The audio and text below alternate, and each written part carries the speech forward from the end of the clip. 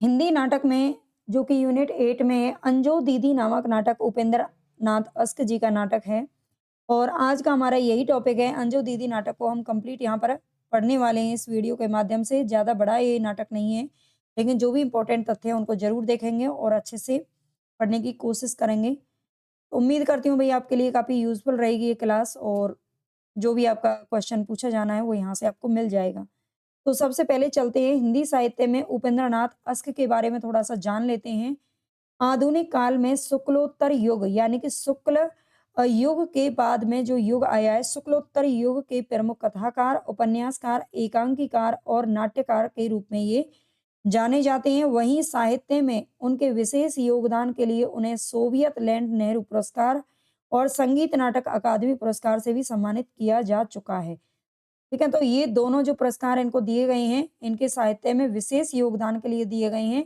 Soviet land Nehru पुरस्कार और संगीत नाटक अकादमी पुरस्कार, तो दोनों आपको याद रख लेने हैं।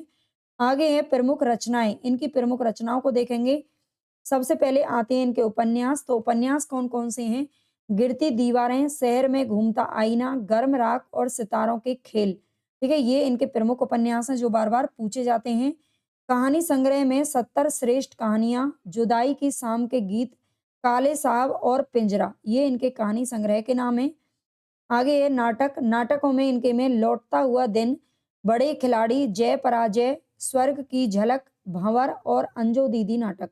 ठीक है, ये इनके नाटकों में शामिल हैं। एकांकी संग्रह में नया पुराना, अंधी गली, मुखड़ा बदल गया और चरवाहे। ठीक है, ये इनके जो है एकांकी संग्रह हैं जो आपको याद रख लेने हैं। काव्य काव्य रचनाओं में एक दिन आकाश ने कहा, प्रातः प्रदीप, दीप जलेगा, बरगद की बेटी और उर्मियाँ।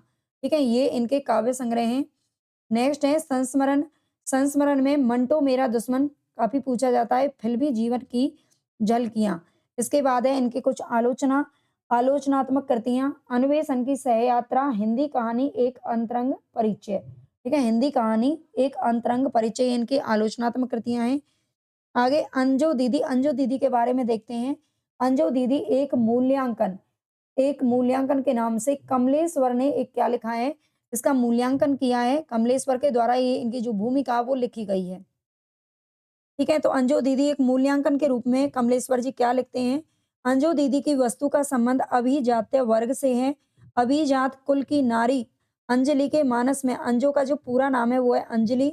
अंजलि के मानस में जीवन को नियंत्रित और अनुशासित रखने की प्रवृत्ति के बीज संस्कारगत हैं, जो कि उसे गोद लेने वाले नाना जी से विरासत में मिले हैं।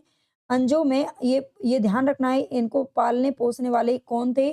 तो ये थे इनके नाना जी। ठीक है, अंजू के नाना जी ने इन्हें पाला था।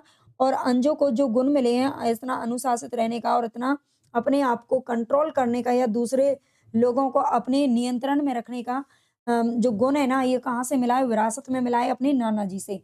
अंजू में अपने वर्ग की वे सारी वृत्तियां हैं जो टस से मस होना नहीं जानती हैं। उसके अपने व्यक्तित्व में वह हट है जो दूसरों को परास्त कर देता है, जिसके शिकार हैं वकील साहब। ठीक है, वकील साहब जो अपने विवाह से पहले उन्मुक्त यानी कि आजाद थे, बंधनहीन सरिता की भांति बह रहे थे, जिसका आभास मात्र उनकी सैलानी कोशिशों के रूप में कभी-कभी उभर उठता है। वकील साहब कौन है? वकील साहब अंजू दीदी से विवाह जो करते हैं उनका उनके बारे में यहाँ पर कहा जा रहा है। आरंभ में ही अंजू के प्रचंड अनुशासन की झलक उनको मिल जाती है और वह खींच भी जो बिगड़ी हुई मशीन को बनाने वाले मैकेनिक में पुर्जे ठीक से ना चलते देख आ जाती है। ये कमलेश्वर के द्वारा इसका जो मूल्यांकन है वो किया गया है इन पंक्तियों के माध्यम से। आगे अंजू दीदी नाटक के बारे में थोड़ा देखते हैं। इसका प्रकाशन वर्ष है 1955 ईस्वी। इसी वक्त इसी साल हमारा जो अंधा युग है धर्मवीर भारती जी का, वो भी प्रकाशित हुआ था। उच्च मध्य वर्ग के खोखले संस्कारों का प्रतिनिधित्व करती इस नाटक की प्रमुख पात्र अंजू दीदी एक बेहद यांत्रिक महिला है। ठीक है? किस किस प्रकार की महिला है ये? तो एक यांत्रिक महिला है, बिल्कुल मशीनों की तरह काम करती है। ये यांत्रिकता उसके जीवन को खत्म कर देती है। इस नाटक में जीवन के एकाकीपन और उससे उपजी विसंगतियों का चित्रण भी किया गया है। विषय वस्तु है अंजू या फिर अंजलि उसका नाम है। अभिजात वर्ग की एक स्त्री है, जीवन को नियंत्रित और अनुशासित रखने के जो संस्कार हैं, उसे अपने नाना जी से मिले हैं। अंजू की समयबद्धता में उसके वर्ग की सारी वृत्तियां हैं जो टस से मस होना नहीं जानती हैं। उसके अपने हठ में पति और पुत्र चक्की की तरह पिस जाते हैं। ठीक है? अस्क जी अभिजात वर्ग के खोखलेपन को श्रीपत के द्वारा ध्वस्त करवाते हैं, जो कि अंजो का भाई है। श्रीपत कौन है? ये अंजो का भाई है।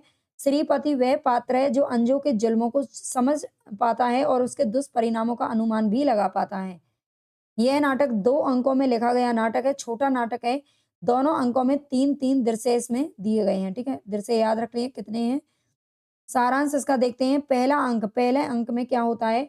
पहले अंक में नारी पात्र जो कि अंजू है, अंजू के प्रचंड अनुशासन से व्यक्तिगत आकांक्षाओं का दमन होता दिखाई देता है।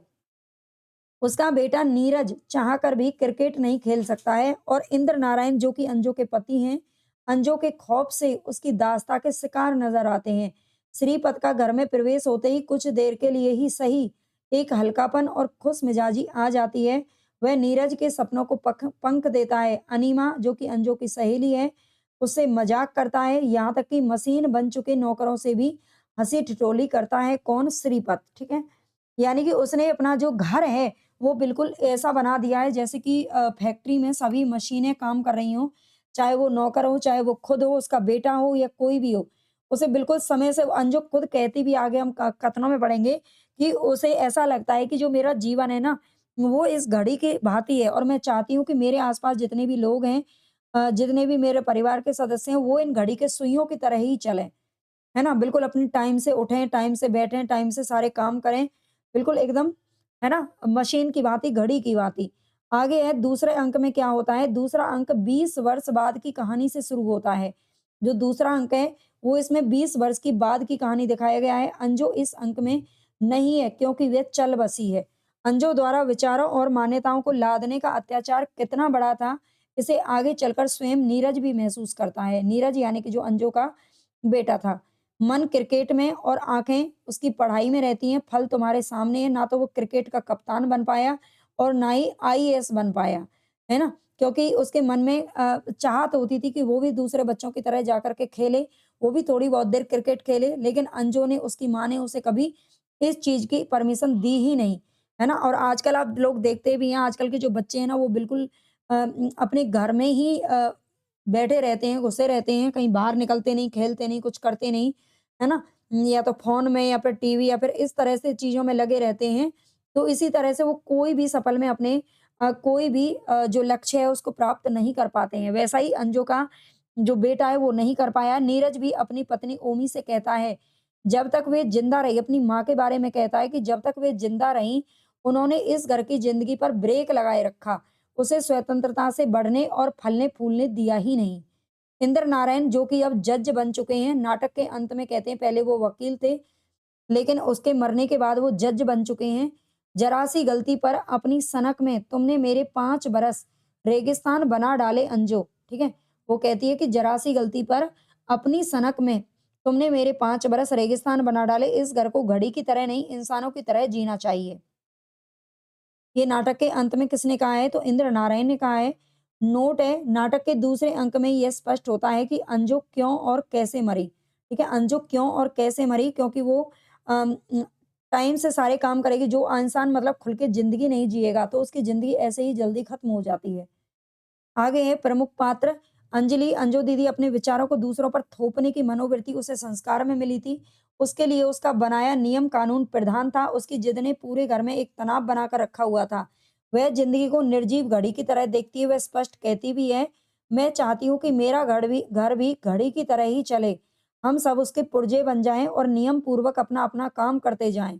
अपनी एहवादिता द्वारा बनाए नियमबद्धता की कीमत वह जान दे करके चुकाती है। आगे श्रीपत ये अंजलि का भाई है। इस नाटक का सबसे जिंदा दिल पात्र है। अंजू के इंद्रजाल को वही झकझोरता है। वह अंजू की मान्यताओं का विलोम है। बेपरवाही, मौज मस्ती, खुशमिजाजी उसके व्यक्तित्व के आयाम है। वह ना किसी से शासित है और ना ही नियंत्रित, इसीलिए उसे दमन के प्रति सख्त नफरत है। एक जगह वह कहता भी है, जब इंसान मशीन बन जाएगा तो वह दिन दुनिया के लिए सबसे बड़े खतरे का दिन हो जाएगा। आगे इंद्र नारायण ये अंजू के पति हैं, उसके दमन के शिकंजे में बुरी तरह से जकड़े हुए हैं। अंजू की मौत के बाद जीवन एक नई दिशा की तरफ मुड़ता है, जहां वे जहां वे महसूस करते हैं कि कैसे अंजू की सनक ने उनके जीवन को रेगिस्तान जैसा बना दिया था। अंत में वे अंजू के तिलिस्म को तोड़ने का समर्थन तो करते हैं, लेकिन उसकी सनक के व्यामोह से नहीं खिंच पाते हैं। आगे नीरज ही अंजू का पुत्र है, अंजू के दुष्परिणामों का सजीव प्रतीक, जो ना तो क्रिकेट का कप्तान बन पाता है और ना ही आईएएस बन पाता है। आगे नजीर, जो कि नीरज का मित्र है। नजीर ओमी नीरज की पत्नी है और अंजू की बहू है। ये अंजू की प्रति छाया होते हुए भी अंजू नहीं है। ना तो उसमें अंजू जैसा अखंड एहम है और ना ही जिद है। उसके पति और पुत्र पर वह शासन नहीं करती है।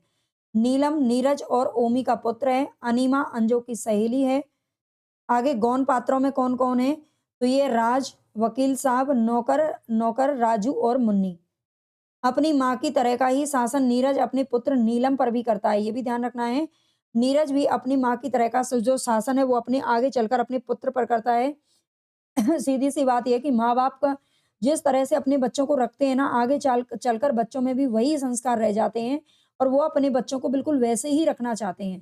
थोड़ा बहुत अंतर ज़रूर हो सकता है समय के साथ-साथ, लेकिन काफ़ी ज़्यादा अंतर नहीं होता, है ना? जो पीढ़ी दर पीढ़ी चल रही प्रक्रिया को दिखाता है, यही नाटक की ट्रेजेडी है। प्रमुख उद्धरण इसमें और भी हैं, एक आध देख लेते हैं। जीवन स्वयं एक महान घड़ी है। प्रातः संध्या उसकी सुइयाँ हैं, नियमबद्ध एक दूसरे के पीछे घूमती रहती हैं। मैं चाहती हूँ कि मेरा घर भी घड़ी की तरह ही चले। हम सब उसके पुर्जे बन जाएँ और नियम पूर्वक अपना-अपना काम करते जाएँ। अंजू दीदी का कथन है। आगे श्रीपत का एक कथन है, जब इंसान मशीन बन जाएगा तो वह दिन दुनिया के लिए सबसे बड़े खतरे का दिन होगा। इंसान का मशीन बनना सनक ही का दूसरा नाम है। तो यहाँ पर ये छोटा-सा नाटक है जो कि कंप्लीट हो चुका है।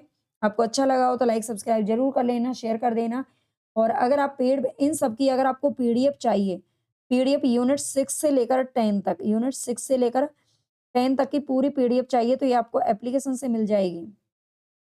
ये पूरी पीडीएफ अगर आपको चाहिए तो।